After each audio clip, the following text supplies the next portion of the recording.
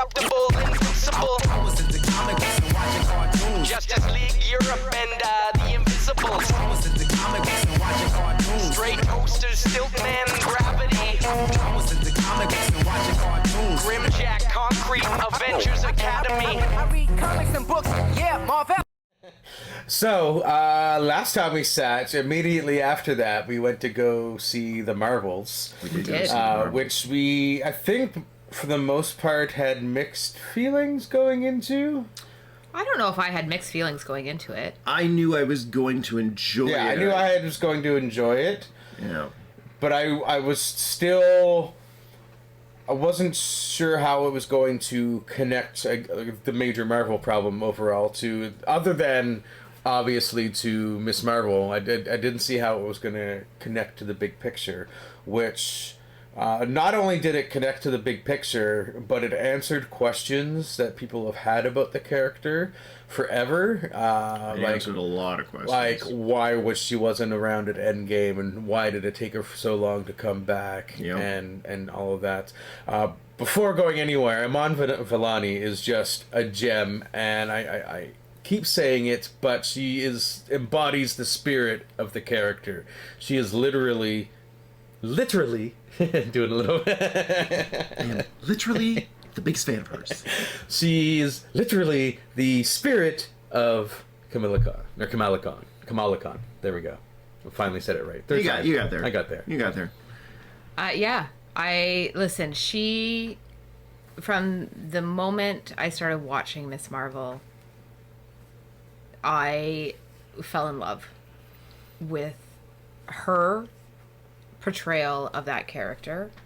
And I've said it many of a time, I think Marvel really has to find a way to incorporate her with the Tom Hollands of the world, and they need to start focusing on those characters to really drive forward, because those... Iron Man is gone, Captain America is gone, we need to focus on the next generation, and this is the next generation. Yeah. And we see that developing as well. I think... And before we get too far, spoilers for anyone that hasn't seen Miss Marvel yet, or the Marvels yet. You need a t-shirt that just says spoilers. I should get a button that just goes spoilers across the screen. I will, as opposed to you two, I actually was not really, I was not on the fence going in, or trepidatious going in, or anything like that. I didn't really have a lot of questions going in. I was actually super excited, because I felt I had this feeling that it was going to deliver exactly what I wanted it to deliver for me in terms of a tone, so I was actually very excited. I believe you call that the Black Eyed Peas effect. Yes. I got a feeling. Ooh. Keep talking. Yeah, so I was going into it with a level of excitement, and I was really happy to be there, and I hope so. She went with us. If she wasn't happy to be there, fuck. Well, why am I saying this? I remember going to see Captain Marvel, and I know that Captain Marvel got a lot of flack from a lot of the... Well, that was just because of misogyny. Yeah, no, I know. Jesus. But I loved Captain Marvel, so I already was excited for a sequel to come out for that character. But then to add one of my now favorite characters into the mix, and I also loved Rambo in it as well. Like, she being in WandaVision, like, she was great in WandaVision. So I knew, I'm like, these three characters, they're going to play well off of each other. They're going to do the script justice. Even if the script is not good, they're still going to bring something to it. Yeah, I think that was it too. Like, I wasn't really thinking about how the story was going to go, because I knew Teyonah Harris and Iman Vellani and Brie Larson were going to be fun together. Yeah. Mm-hmm. So I knew going in I was going to have fun. That was going to be fun, and that was. Yeah. So, and I know I'm happy we were validated on that, but it's almost like you don't need to be validated on it. You know it's going to work out, and it worked out, I think, both exactly as I was expecting, and in some ways enhanced. It's just a shame that it's not performing as well because of a lot of the misogyny. A little bit of that. So that's 100% what most of it is. It's the fact that people are like, it's so weird because I read stuff and people are saying like comments and stuff. They're like, why is it always only females that they're feminists? They're saying men aren't as good as them, and I'm like, but it's okay to have a man only superhero movie, but we can't have a female only because the man only is not saying that you're better than women. Like, how the people that make those arguments don't have logic. Well, this is like your logic makes zero sense. They're not saying that men are bad or cannot do things. What they're saying is that women are also capable.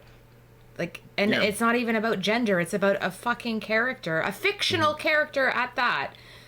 But my biggest surprise, I'm gonna say it. My biggest surprise in this whole entire movie was I actually enjoyed watching Nick Fury. He was not the angry Nick Fury we saw in Secret Invasion. Jamie turns to me at one point about like 2/3 of the way through the movie and is like, I like him. I was like, he's not angry. They listened to our podcast and they took notes. And that's the thing about it goes back to Marvel's disconnected problem, because if you think about it, Secret Invasion should have either happened right before or right after the Marvels, depending on how they want to set the timeline. Well, the way it was supposed to be is that Secret Invasion was always supposed to come out in the summer, but the Marvels was originally scheduled for February.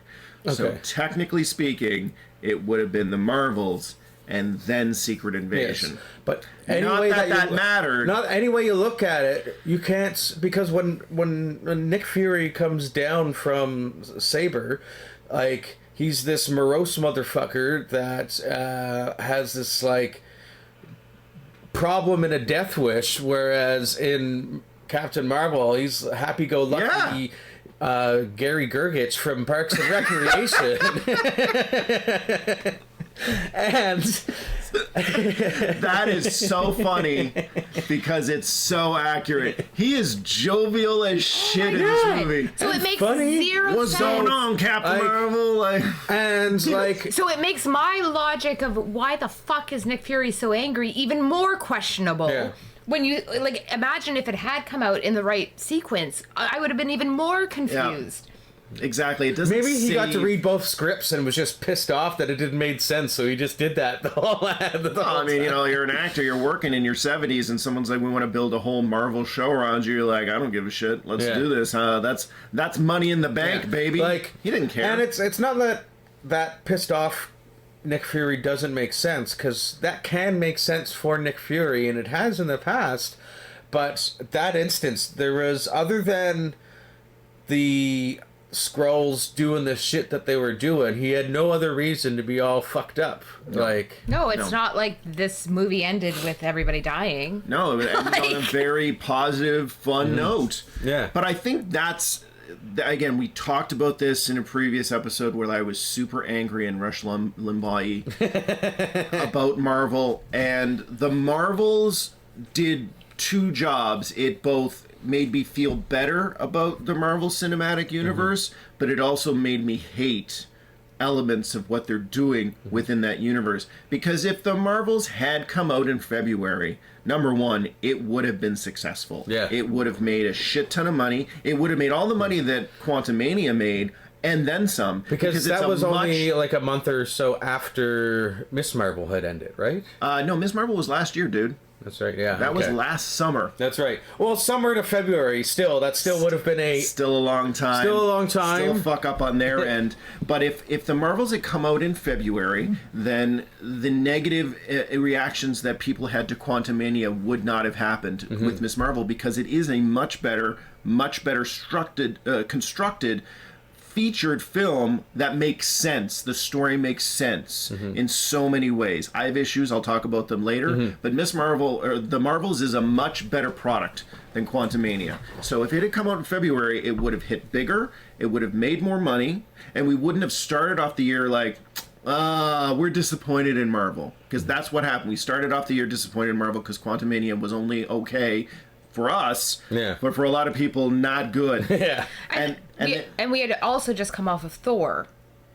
Well, that was last summer too. which was last summer, but that was the last one before. Black Panther was the last one. Oh, you're right. So, Yeah. but again, Black Panther, like the Guardians, is more of a standalone. We don't really. Exactly. It doesn't really connect, even though it did. It does and it doesn't. It does where it needs to, but you can watch it on its own. But there's a disappointment that was still going in because Thor was mostly funny, lacking in story, and lacking in sense.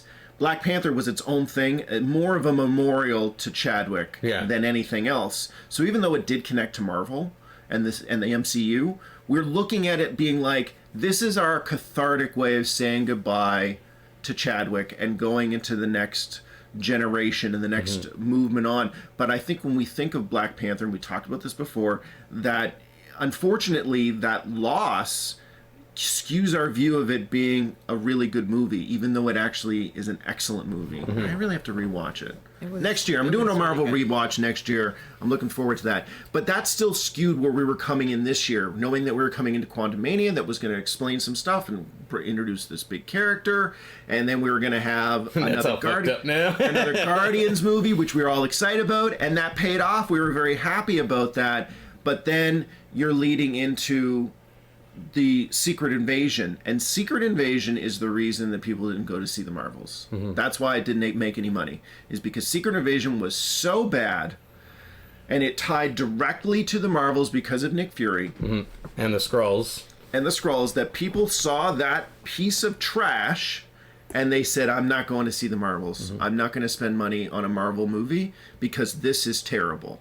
Loki doesn't connect to it at all, and Loki was its own thing, the first show to get a second season, and they're like, okay, we'll watch that. It's at home. I don't have to spend money. I'm already paying for Disney Plus. And Tom Hiddleston, why wouldn't you watch Exactly. But after seeing Secret Invasion, which was supposed to be good, or at least better than what we got, to then have to go and spend $15, $20, $25 or more at the cinema to see the Marvels, people just weren't into it. And they're disappointed about where Marvel is. They're disappointed with the direction that Marvel is. That's why it didn't make any money. I think the other problem too, and I mean this needs, I think, is part of it, was that they were still in the middle of the strike, so there was really no They couldn't promote it. promotion going either. on. That's true. So that I think big also so hurt because the strike didn't end until just as it was like Literally coming out. one day before. Yeah. So they're like, we can talk about this now. Yeah, movie tomorrow. And people were too late. Yeah, they Yeah. couldn't. Too late, They man. couldn't do the promotions that they normally would have, and I think we're going to see that again this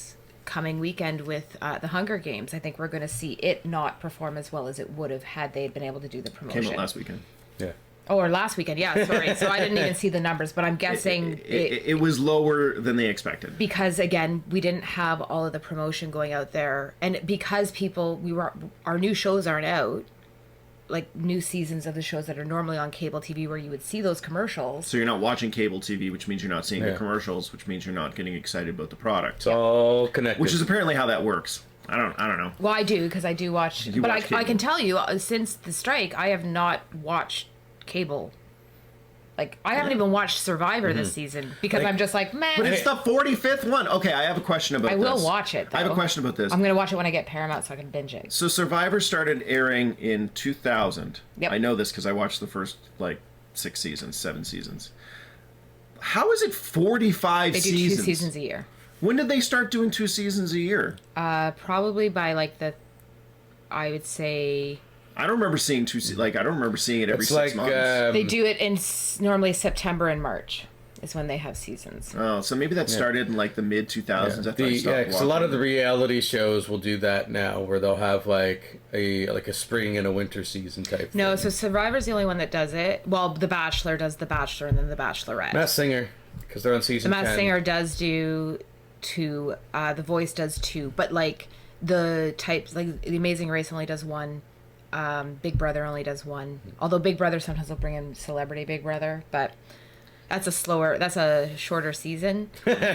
I want the camera to pick up my derision over reality television. But we do that. But then Canada has Big Brother Canada, so there's. See, I don't watch. Son of a bitch. schlock like Big Schlock. Brother. Whoa. Like Big Brother and that. I like the reality contest type thing. Treacle would have been a good one. Too.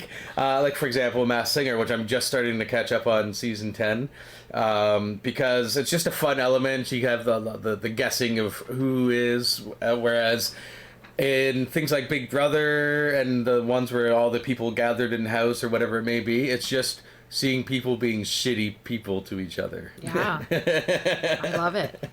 Anyway, so Marvels, what did we think of the story? What did we think of the plot of the film?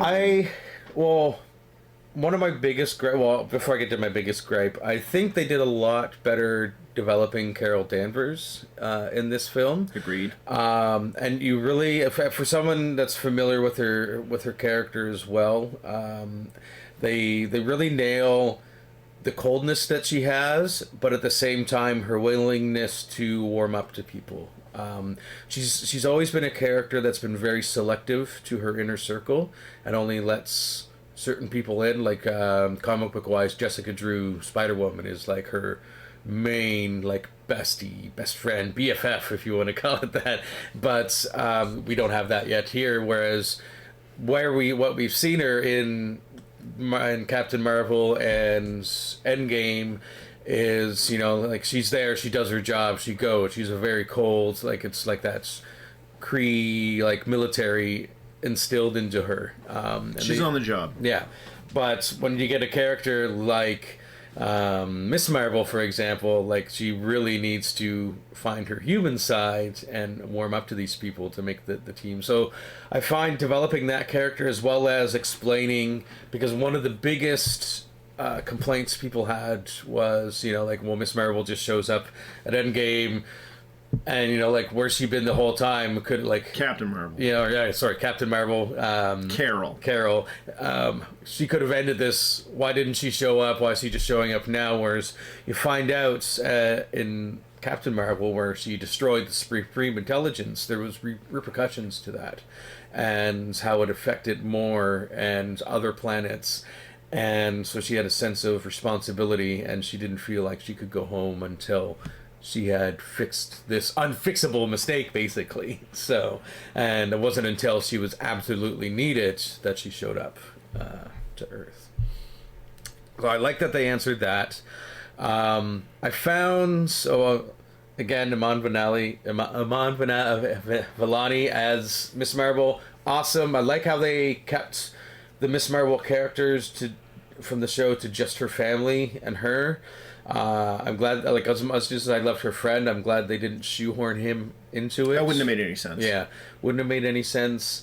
And just the interaction between the three of them. And I love how Miss Marvel was like listed off what her possible code names could be, which several were names that she had gone by, like Photon and what was another one? Pulsar was one that you mentioned. Like, of course, there's other like ones that were just made up, but that was cool.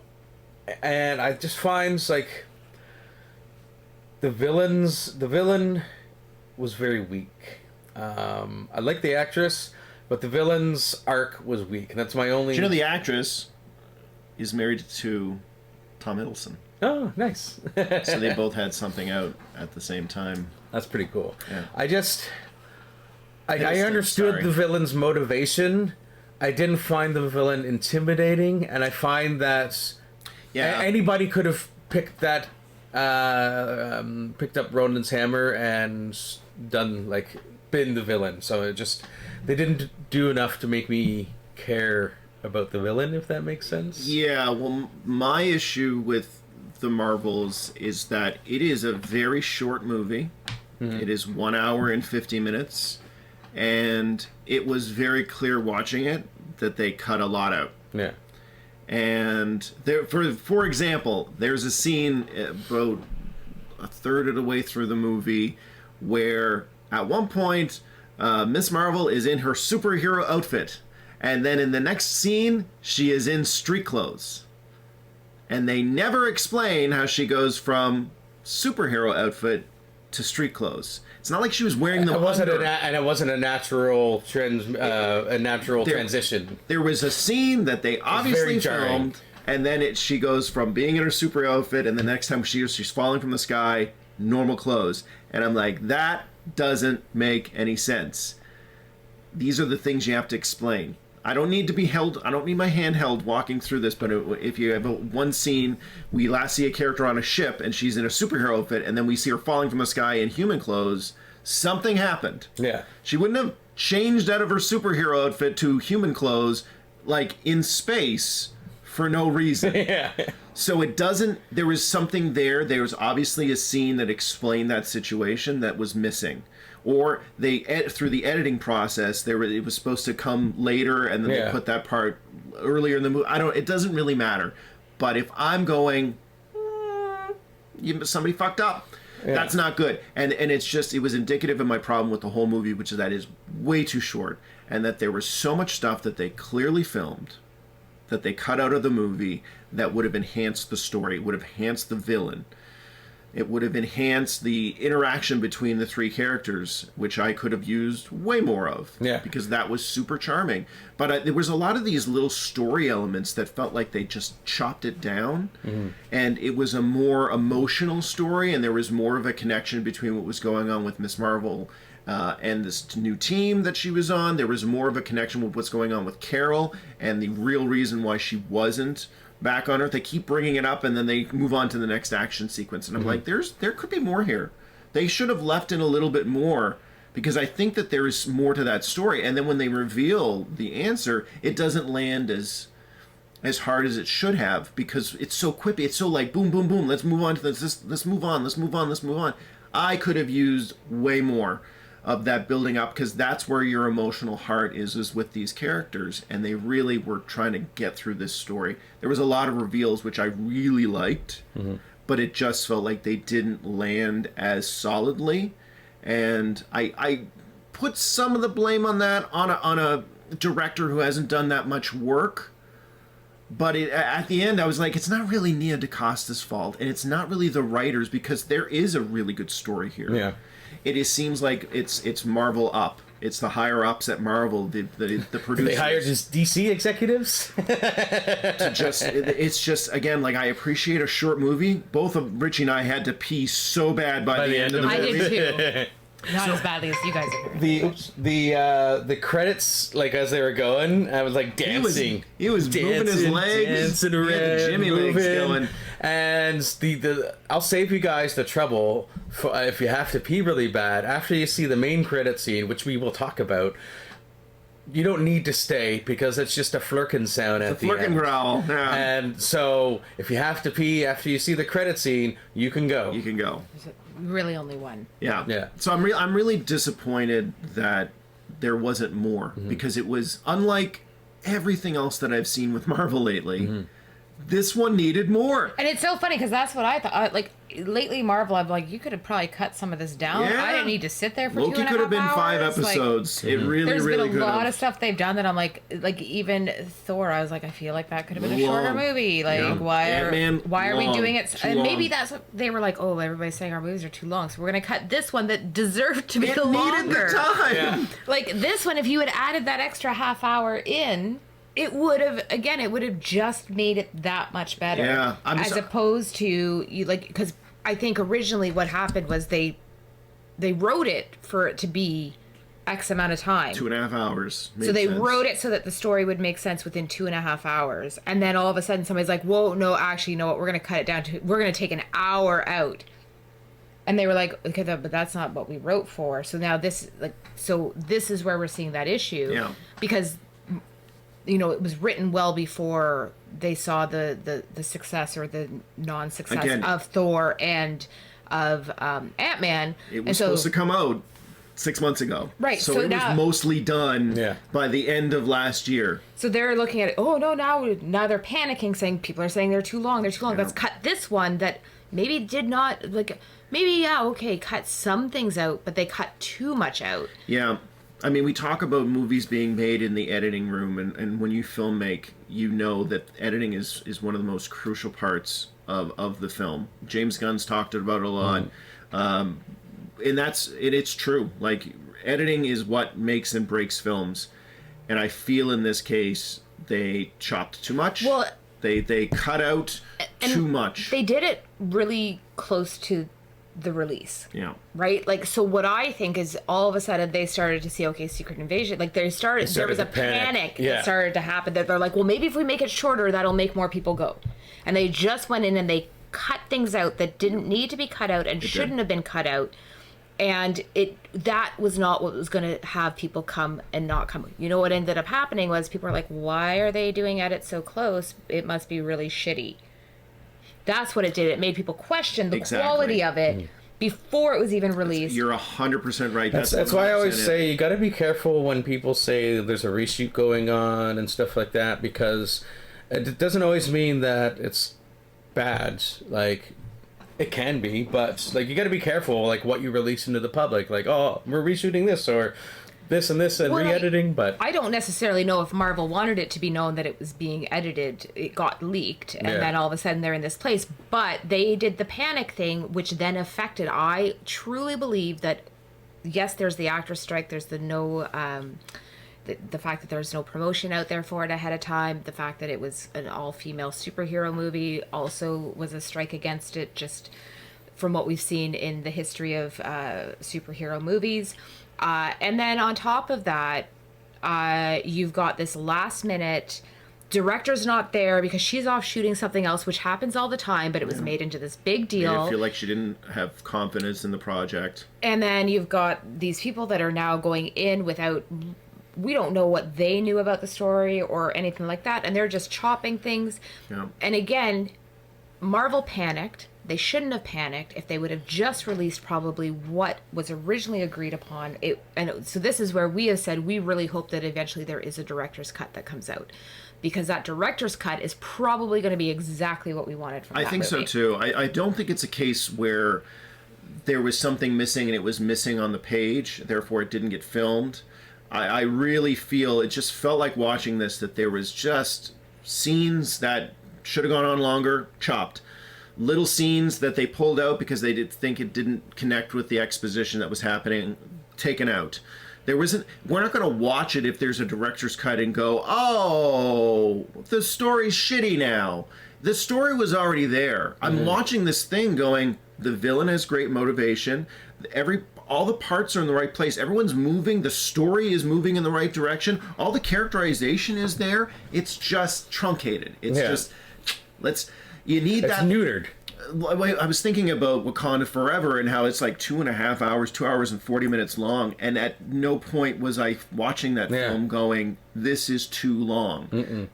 Everything is given its proper weight. Yeah. And the movie... Hell, I would have been willing to sit through more. I mean, again, it's this world we haven't seen before, and it's with these characters that we desperately want to learn more about. But I didn't leave Wakanda Forever being like, I don't really understand Riri's, reason for being in the film. Made sense. I don't really understand why Shuri is the Black Panther now. We know. It's made very clear. You really feel the story weight as well as the emotional weight in that film. And there was no way they were going to take that away from Ryan Coogler. His movie made $1 billion, and everyone agreed that Black Panther was amazing. It was culturally significant. It changed our culture. That's how big that movie was. But Captain Marvel 1 was just this, it's a female-led, everyone wanted to see it, they thought it was going to be good. It was fine. Yeah. It wasn't the best movie in the whole world. It wasn't the fault of Brie Larson. It wasn't the fault of the fact that it was female-led. It wasn't even Angry Sam Jackson's fault. It was the fact that you have young directors who are coming in to make this product. There's no consistent storyline in it, and we didn't get to see the Supreme Intelligence as a big green head. Yeah. That's the reason that people are like, Captain Marvel's not that great. Those three reasons. It's light on story, no big green head, and newbie directors. Yeah. But the Marvels has a director who's still newbie, but that's not why we're going to see the movie. We're going to see the interplay between these three characters who are already well established thanks to TV. That worked great, but you have this shorter running time, hour 50 minutes versus 2 hours and 40 minutes. You're like, ooh, I'm gonna wait to see that one on D+. I'm not going to go out and spend my $20. And You're it had totally right. I something- think that's one of the main reasons. It had something that people have been complaining that the last few movies didn't have, and that is connection to the overall arc of this multiverse saga. Yeah. And as soon as they mentioned that, it was tearing a rift in reality, I was like, okay, this is going to lead to something multiversey. I knew that. And then when they said that, like you can only seal the tear from the other side, I'm like, she's gonna get stranded, something's gonna happen there, we hit those things. And I think that tear, even though it's she repaired it, it's probably still weak. And spoilers, I'm gonna extra spoilers right now because I'm gonna talk about the credit scene because it involves this, so last chance. But when she wakes up at the end of the movie, when she wakes up, I immediately know if she's going to be in another. Well, she won't because she got trapped in another universe. But we don't know what universe she's going to get in, and they did it very well because you saw like a trench coat go by, and you saw some blue with it, and you wake up, and of course, like she sees her mom, and she played that so well, like that. Waking up and seeing someone that she thinks is dead, like perfectly portrayed. You also notice that her mom has a jacket on so you're going to see a big costume reveal. But the big thing that is, like, when they zoom out finally, you figure out. I'm not sure if this is meant to be like the Fox X-Men universe, but I think so. But it is at least similar to that because. You have this beautiful figure of Beast that they did very well, voiced by Kelsey Grammer, and you're in this other universe, which shouldn't be possible. At first, we were thinking maybe it's the universe that was in Multiverse of Madness, but no, they all died. They all died, yeah. So it's not that. It's a different universe. But this leads me to believe that this will be part of the overall arch and how we get the mutants into the main universe. And it's not the fact that one of the theories was that the Thanos snap may have altered people across the universe as well. But I think it's much more of a Secret Wars thing because we were getting Avengers Secret Wars, and which is largely based off of the second version of Secret Wars. But I think we're gonna have this battle world type thing like you do in Secret Wars, where you get all these universes pasted together from all the properties that they now own, like the Fox universe, their collaboration with Sony, and all their MCU stuff. And that is how, even though we do know that mutants do exist in this universe because of Miss Marvel and what we learned at the end of that show, but I think overall, like the X-Men, like what we want from the mutants, like the characters we want, that's how they're going to get brought in. It's like after everything's done, it's going to be a solidified one universe, like they did at the end of Battle Worlds, and that's how they're going to incorporate all these things they now have the rights to. I think it's going to be this soft reboot situation, where by the end of what they're doing now, things will be the same. We'll know that things have been the same, but some characters will have been there from the beginning on this new universe. Yeah. And that's where the X-Men come in. So, and that's where they get to tell those stories, is instead of going and be like, oh, well, now Professor X and the X-Men are a part of this universe, because of the reset, we are now familiar that they existed, but in this reset, soft reboot universe, the MCU, as we know, happened. Iron Man, Captain America, all that stuff still happened. But behind the scenes, now we'll be able to go back and be like, but also in the 70s, mutants. And they can tell early stories with new characters cast as Professor X and Magneto, because they're going to do that. They're not going to obviously bring in the other characters. It's going to be different. And I think that's how you get to that point, is that by the time we get to that world, there's this big fight and everything will happen, and then reality as we know changes. And that's how we get to the point where the X-Men come in, because we're going to see the old X-Men from another reality, and we'll get to see that, and it'll be fun and nostalgic. But this new reality will be this combination, and some stuff will be the same. And they're going to talk about this, I'm sure. Yeah.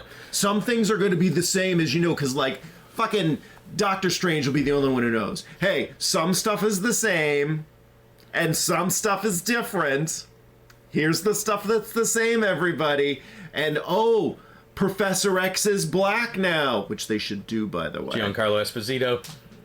He's probably going to play Magneto if they're putting in a role. Oh, yeah. Let's be honest, he would play Magneto, but he might also be too old. They might cast a little bit younger for these characters. True. Either way, they'll be able to, like, some stuff is the same, but some stuff is different, and we'll be like, oh, because it's a new reality, and because reality was shuffled, and they better.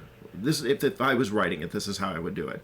So you could cast whoever you wanted. You can cast a new Wolverine. You can cast a new Professor X and Magneto. You can cast all of those characters differently. But I know the Fantastic Four will be established before that happens. Yeah. So we're going to see that stuff before. But that's how, to me, that's how they bring the X-Men in. Mm-hmm. We'll get the best of both worlds. The new MCU version of the mutants that they can do themselves, their own way. And then this older nostalgic version, which has Deadpool, which has, Hugh Jackman, which has maybe a Patrick Stewart appearance again as Professor X and Kelsey Grammer as Beast. I also just imagine now that you say Deadpool, because Deadpool will be a character that remains in the universe, and I can just see this Deadpool scene where like he goes over and he's like, "See, I've always been here," and it's like this like montage of like him in the background of MCU scenes or something like that. Like Thanos is snapping and you see like Deadpool in the back. It's like that episode of Family Guy where Brian is shoehorned into Die Hard. It's going to be the exact same situation, and I'm happy with that. Yeah. Please do that. Please do that, Marvel Studios. Sometimes you get it right, and sometimes they don't, and that's, I think, our disappointment. Is that elements of the Marvels felt like they got it. They got just what we wanted. Mm-hmm. We now know what her bracelet is. It's a quantum band. Yeah, which is another huge thing in the Marvel universe. Yeah, I was like, "That's a quantum band." Quantum band. Shit! They're responsible Here comes for Quasar, baby. Yeah, Quasar. Like that was super cool, and the explanation of where she was, I thought, was very well handled. That made total sense. She's trying to fix this whole problem. We got to see the Supreme Intelligence, which is great. It was only a quick shot, but still, big green head. Yeah, you gotta love it. And we now have a better idea of how the 10 rings connect as well. It's obvious that the quantum bands and the 10 rings are from the same manufacturer thing. So it's not a Kree weapon. Yeah. It's alien, but it's the same person who made the quantum bands. I don't know what the origin of the quantum bands is in the comic. Either. But it's the same. So that, without even talking about it, we connect to what's going on in Shang-Chi, and there's a little bit more there. I felt they could have done a little bit more. I would have loved to see a post-credit sequence where Carol shows up because she was apparently, according to Jamie, the genius watcher here. Richie and I are like, Where's the second quantum band? Yeah, and she's like, it's on Carol. It's on Carol's arm, and we were like, I didn't see that, but I trust you. But why wouldn't why wouldn't Kamala keep both of them now at this point? There's probably too much power for her, and they probably didn't want to up her power level, considering she's like 16, That's 17. That's fair. And Carol's like, I can take care of this. And again, I feel like there was maybe a post-credit sequence where... Or a scene that, again, they cut out before we got to that house. Yeah, where Carol's like, I got this, I'm going to go meet with Banner, and we're going to talk about this, and we want to talk to the guy with those rings because we think it's the same technology. That would have been great. That would have been a good scene. Little nice Shang-Chi thing would have been really nice because we're all putting it together. And they didn't really reference it in the show, but like that was a big thing. We now have more of an answer to what's going on there. So this is where we're saying to Disney and MCU right now, we need to see the director's cut. We need to see what was originally on script that was going to be released before you guys went in and chopped a bunch of it out. Well, not fucked it up, we need to see whether or not you have answered those questions. Yeah.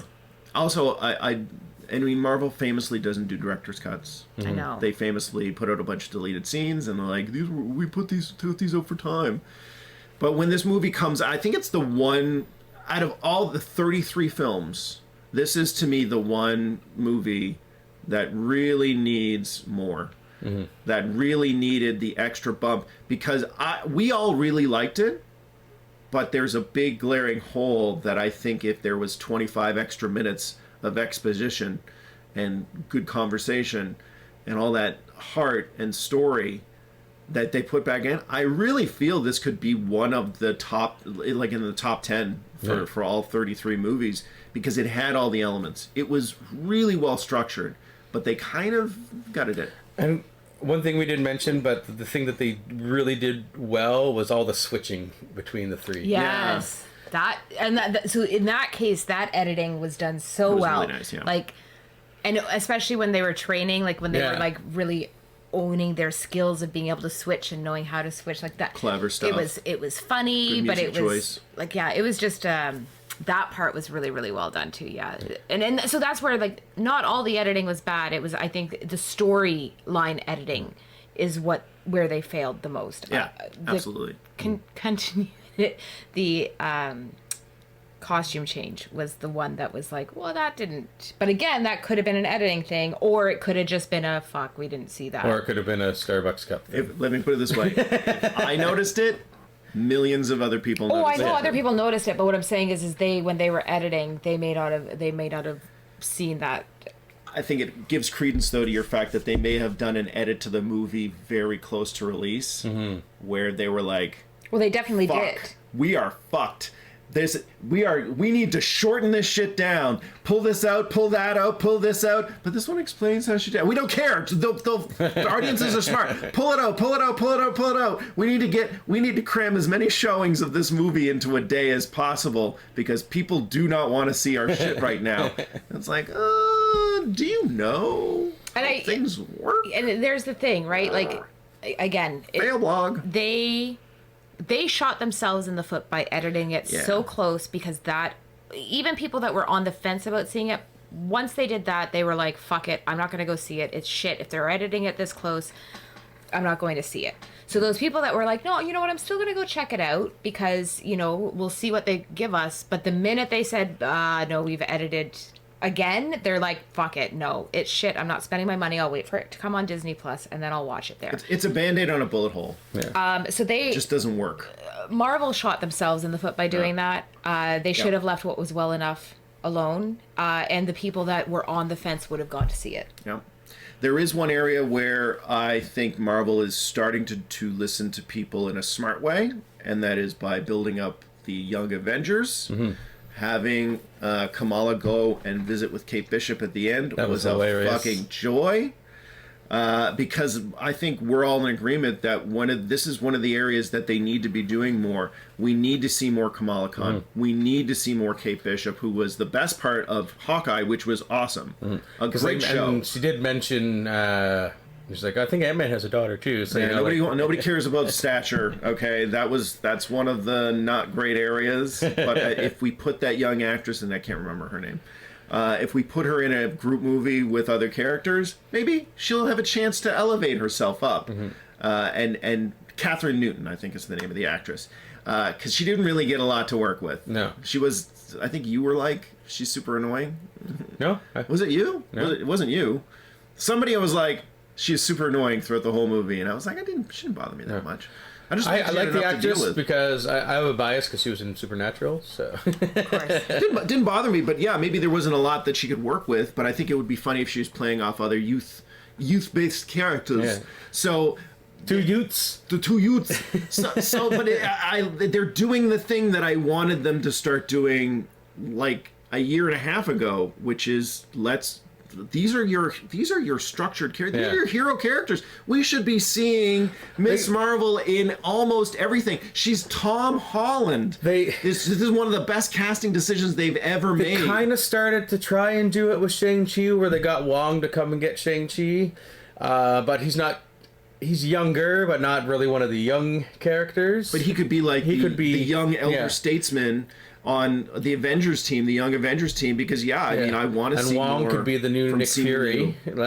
Yeah, like there's all of these elements that they said we should have, that we're going to do stuff with, and then when just like years go by. Well, I think that's what you have TV for. You know what happens though is they get stuck in there. Okay, well, Thor has been making us money, and Ant-Man made us money, so we're just going to keep going with those instead of, because again, these new characters are not as tested, and the issue with Miss Marvel was it was a TV show. So how many people watched it versus how many people are going to come out to see it in a movie? We don't know that because we didn't see the box office success of Miss Marvel. I'm not saying it's bad. I like the fact that she had her own show so that we could develop her. I think that was the smart way to do it. Yes. But they don't have numbers behind her other than streaming numbers, which is not the same as box office numbers. No.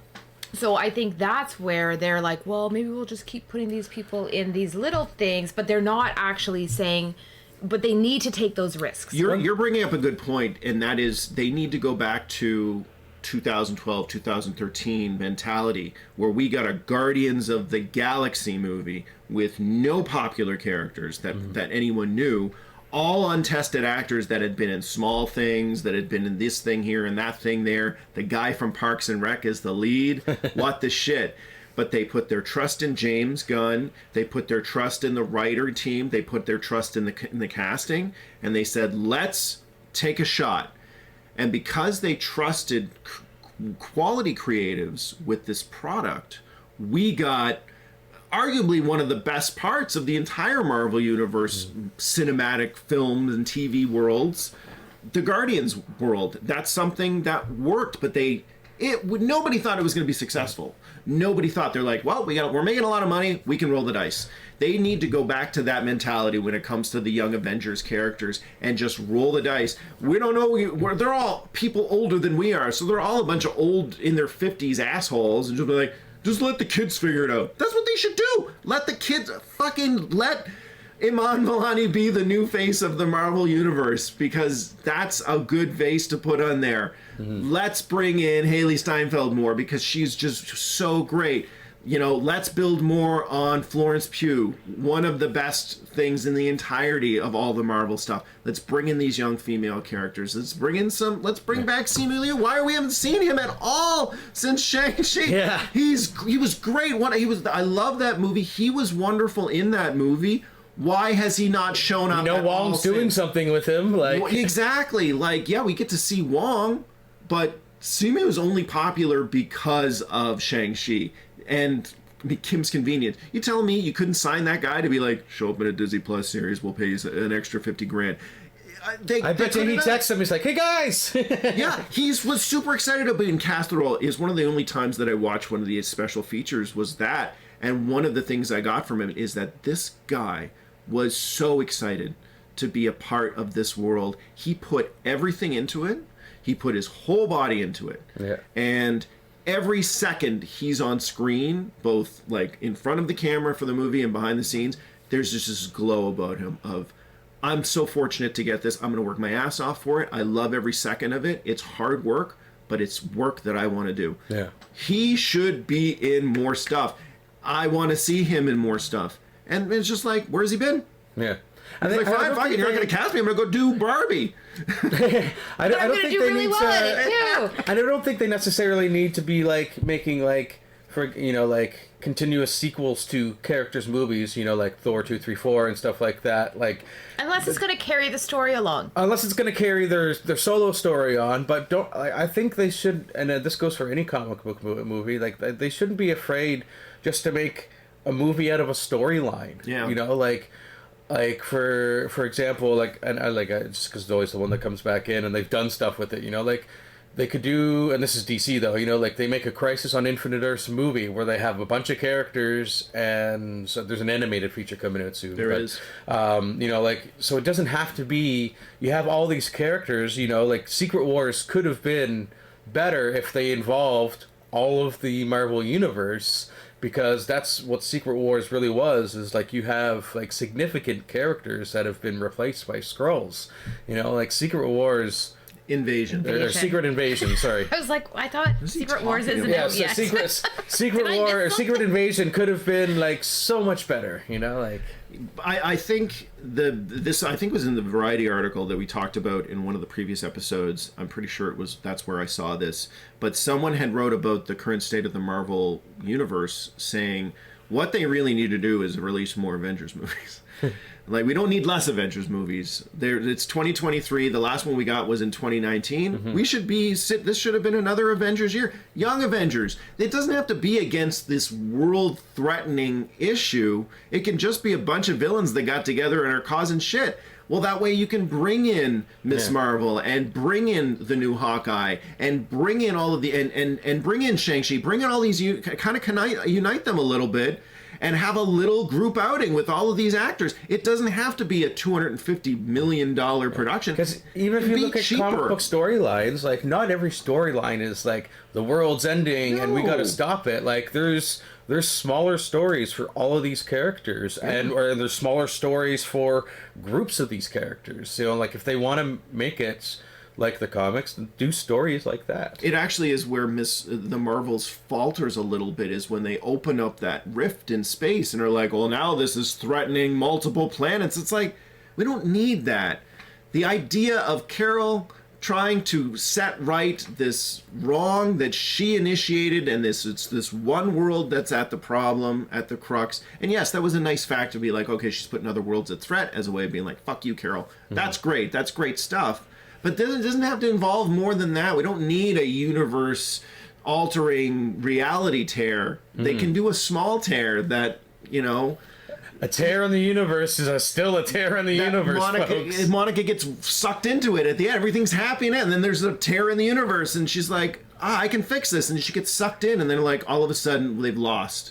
And it doesn't have to be tied into the main story. It can be a small moment that still affects... in a large That's another way. point you make that's really good there. It's like these movies, you don't always have to have a successful resolution at the end of them. Like, if you look at a lot of comic book stories, there's a lot of shitty endings, not because they're bad, it's just because they're shitty for the characters, like the way that it resolved. So, like, they don't always have to end happy on a happy note. Look at No Way Home. Yeah. By the end of that movie, everything is happy ending, but nobody knows who Peter is. Yeah. And it's really sad for him because he's alone. That's a very Peter thing, though. it is a very Peter thing, but that's the thing that's people, when they talk about what's good in film and what works in film, is they solve the problem. They put everybody back where it was supposed to go. Everyone's alive, but Peter's alone. And so we have this happy ending, but we have this sad ending, but we have this hopeful ending, because it's like, well... What do Parkers do? We pick ourselves up and we move on, Like, there's still work to be done. I'm still Spider-Man. I'm still going to go out there and do the thing. So that's something that is missing from how they do Marvel movies by and large, is that idea that things can... I mean, Guardians 3 was dark as shit for the whole movie. And then by the end... we have a resolution, so everyone kind of gets to breathe. Even Infinity Wars, like, let's be honest, by the end of that one, half of them are gone. Well, that's the one exception. Ending. That was a great ending. Like, I remember seeing that in the theater, and I was like, "That's the end." That's what? Fuck. But that's it. If we take away that ability to show that things are all the way back to normal, and the Marvels isn't all the way back to normal, because obviously Monica is trapped in another reality. How do we get her out of there? But it's still mostly happy. Yeah. And I think there needed to be a better balance of, okay, well, that's what I'm saying. The editing would have helped that loss. It did feel very much like a shock loss. And then we're moving on. And then it's all, teach me how to fly the plane. Like it's like there should have been a little more weight that was associated with that. Instead, it's like, no, but this is a happy ending, like Carol's back on Earth and everything. And it's like, well, it's not like she's fucking flying around being like... I'm your Superman now, bitches. Things are bad because there's all the Avengers are gone. Tony's dead and everything. But, here I am. Oh, are we going to deal with that giant head and hand in the Pacific Ocean? No? We're going to talk about that? Okay, yeah, because nobody liked Eternals. It's fine. But other stuff is happening. There's a really great Deadpool moment waiting to happen with that. I certainly hope. I do hope that in the one Marvel movie we get in 2024, that they poke fun at the negative side of the MCU, including the giant head and hand from the dead Celestial that's just hanging out in the Pacific Ocean area. Well, if anybody's going to do it, it's going to be Deadpool. It'll be Deadpool. Yeah. Yeah. So any more final thoughts on the Marvels? So my final thoughts on the Marvels is... Enough of my final thought. You know what? Go see it. go see it. And if you're not going to go see it in the theater because you just don't go to theaters or you're not in a place to spend money on a movie and you have Disney Plus, watch it. It is worth the watch. And there are going to be some answers, even though it's not as many answers as we wanted, and kind of raise some more questions. There are a lot of great answers in there. Yes. And the performances are fantastic. Yes. And yeah, it's worth your time. It's worth watching, and it's only an hour and 45 minutes. So if you were gonna give Ant-Man and Thor your Ant-Man? time, Sounded like you said Ant-Man. Ant-Man. Ant-Man and Thor, the last iterations of Ant-Man and Thor your time, then yeah, you should definitely be giving the Marvels your time. Ant-Man makes me think of the Spider-Man variant, Spider-Man. You're a Spider-Man. Your face is a Spider-Man. All right, there we go. All right. Jamie's thoughts are my thoughts. Let's go with that. Yeah. Yeah. So, that brings us to the end of another wonderful episode or two, depending on how long we ranted on this one. We're gonna do some Christmas stuff That's next, right. folks. We're gonna do some Christmas That's stuff right. next. But until then, make sure you check us out on Facebook, Threads, and Instagram at Speeding Bullets Reloaded. Check out our website, speedingbulletsreloaded.com. Whoop, whoop. And go to Podbean, where our podcast is currently hosted, speedingbulletsreloaded.podbean.com for all the oral goodness. That's AURAL. I love that catching on. Made me very happy. See you next time, folks. Bye. Bye. Don't wave to the microphone. I waved to the camera. You waved at the microphone. I was waving at the camera. You were waving at the microphone. I saw it. I was. Looked like the microphone to me. I was waving and looking at the camera, not looking at the microphone. I was looking over here. You'll see the video edit. You'll see the video edit.